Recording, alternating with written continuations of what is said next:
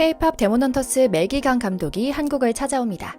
다음 달에 한국에서 열리는 한 컨퍼런스를 찾을 예정인 매기강 감독은 한국에서 캐리언의 제작 후기에 대한 이야기를 공개하고 그녀가 일찍이 인터뷰에서 말한 것처럼 이 영화는 한국에 대한 나의 러브레터다라는 비하인드 스토리 이모저모를 전해줄 예정인데요.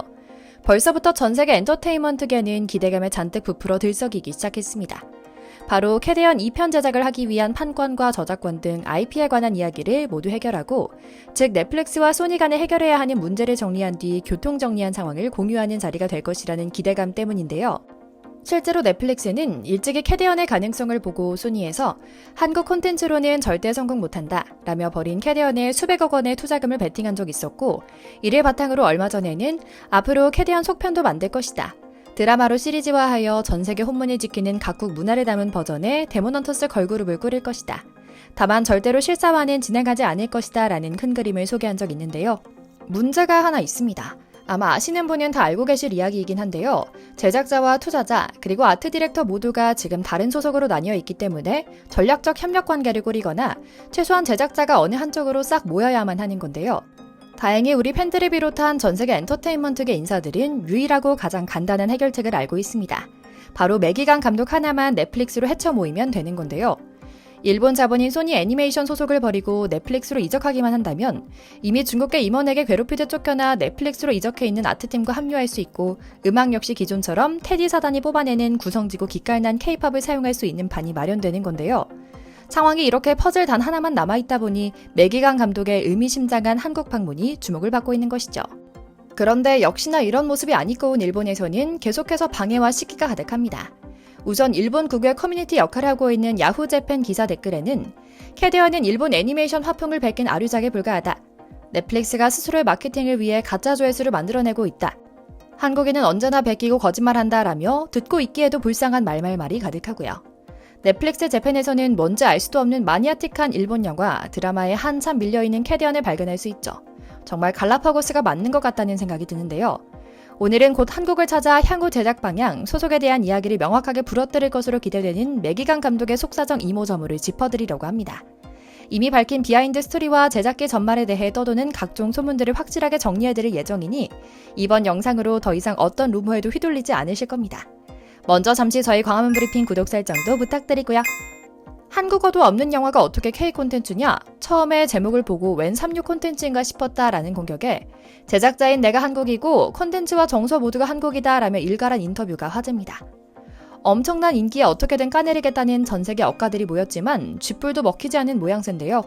실제로 일본 회사 소니에서 한국인을 고용해 만들고 미국 자본인 넷플릭스에서 판권을 100% 사서 상영한 K-팝 데몬헌터스가 공개 2달이 넘었는데도 캐리언은 2회차, 3회차 반복해서 보는 시청자가 늘어나며 폭발적으로 누적 시청수를 키워가고 있습니다.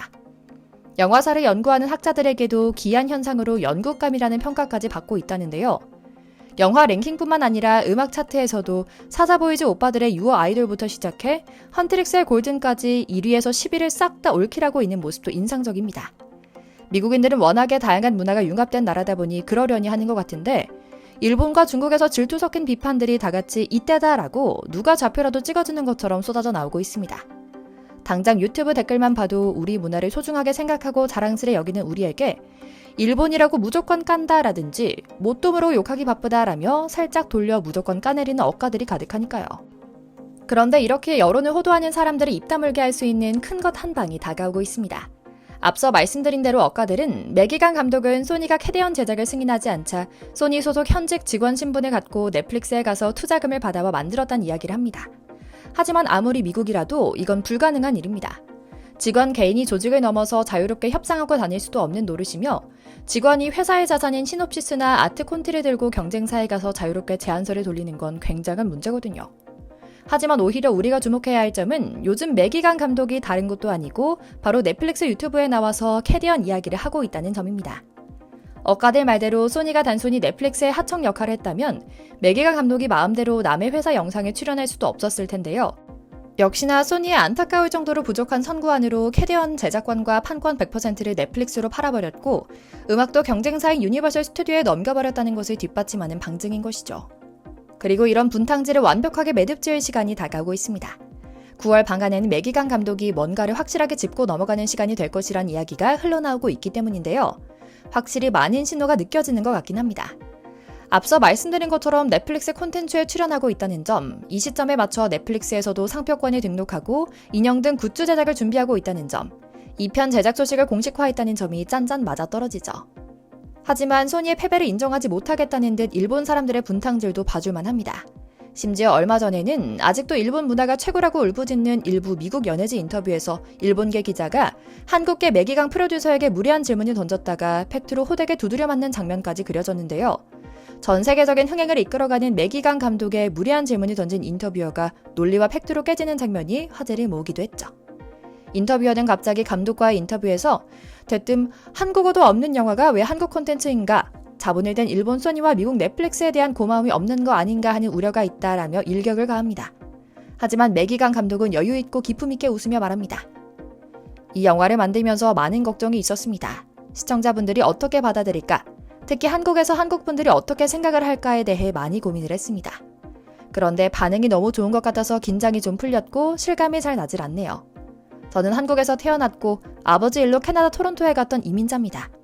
그래도 초등학교 때 여름방학은 모두 한국에서 보냈고 한국 사촌들과 놀았고 한국 텔레비전을 보고 자랐습니다. 이 모든 시간과 경험이 녹아든 콘텐츠는 K 콘텐츠입니다. 그리고 이 영화는 한국과 K-팝에 보내는 제 러브레터이기도 하죠. 다행히 배달 사고 없이 잘 전해진 것 같네요 라고 말이죠. 이어 그녀가 K-팝을 주제로 영화를 만들기로 했던 비하인드 스토리도 전합니다. 처음부터 K-팝 영화를 만들려고 한 건 아니었어요. 오래전부터 한국 문화에 대한 애니메이션을 만들고 싶었을 뿐이었죠. 특히 무당의 다채로움과 화려함이 멋질 것 같다고 생각했는데요. 데몬헌터는 대부분 숨어서 하는 일이다 보니 정체를 숨기기 위한 무언가가 필요했고 이때 K-팝이 흘러나오는 걸 보고 바로 아이돌 그룹을 떠올렸던 겁니다. 라며 악귀 잡는 여성 슈퍼히어로의 인간적 면모를 지난 K-팝 걸그룹으로 창조했다는 것이죠. 특히 강 감독은 선대 데몬헌터들이 무당이라는 점에 대해 굿이라는 것은 음악과 춤으로 요괴들을 물리치는 것이다 보니 이 영화의 컨셉트와 딱 맞을 것 같았어요. 그리고 한국 무당은 거의 다 여성이기 때문에 여성 슈퍼히어로와 좀 더 연결이 잘 되는 부분도 있었던 것 같고요. 어떻게 보면 굿이 최초의 콘서트가 아닐까 하는 생각도 들었죠. 그리고 한국에 대한 관심과 이해도가 가득 차 있는 요즘 상황에서 우리의 기대는 정확하게 팬들과 일치했던 것 같아요 라며 품격 있게 웃어 보였죠. 정말 부드럽지만 확실하게 한 방 먹이는 게 이런 것이구나 하는 생각이 드는 정석적인 태도였는데요. 정말이지 세상 오래 살고 봐야 할 것 같다는 이게 전 세계가 한국을 상대로 몰래카메라를 하는 건 아닐까 하는 생각이 가시질 않는데요. 지난 2021년에 이 영화의 예고편이 처음 발표됐을 때는 여론의 질타뿐이었다는 점을 보면 더욱 신기하죠. 당시에도 일본에서는 무조건 까내리기 바빴는데요. 어차피 J-팝의 아류작인 K-팝의 단발적인 유행에 편승하려는 것 아니냐라며 비판했고 대충 기업 가치를 올리는 데만 사용하다가 실제로는 제작하지 않을 영화라는 비난까지 있었죠.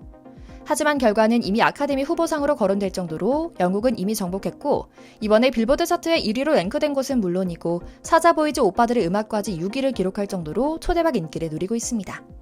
때론 나보다 남이 나를 더 잘하는 것 같다는 생각이 듭니다. 미처 우리가 몰랐던 점을 객관적으로 짚고 새로운 관점에서 보곤 하는 것 같거든요.